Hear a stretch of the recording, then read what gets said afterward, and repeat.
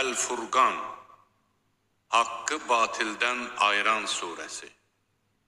Mərhəmətli və rəhimli Allahın adı ilə.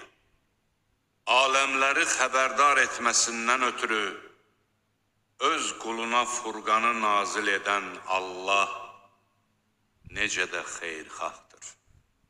Göylərin və yerin səltənəti ona məxsusdur.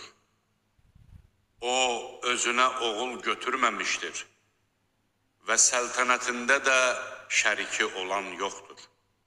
O, bütün şeyləri xəlq etmiş və onlara münasib bir biçim vermişdir.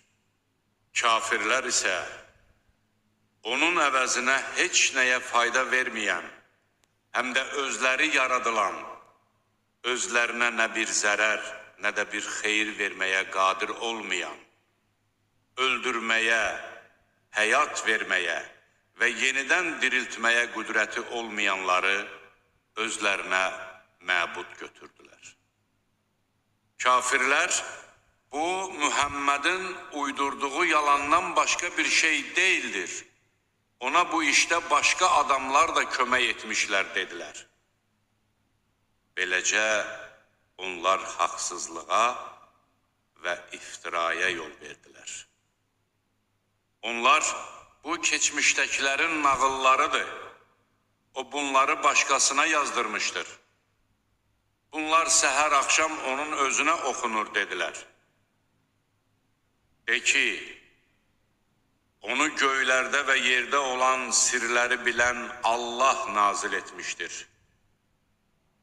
Həqiqətən o bağışlayandır, rəhimlidir. Onlar dedilər, bu necə elçidir ki, yemək yeyir, bazarları gəzib dolaşır? Ne üçün ona özü ilə birlikdə xəbərdarlıq edən bir mələk göndərilmədi?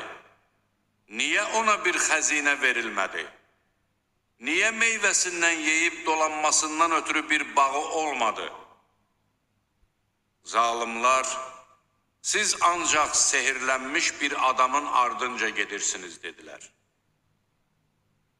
Gör, sənə aid hansı məsələləri çəkdi?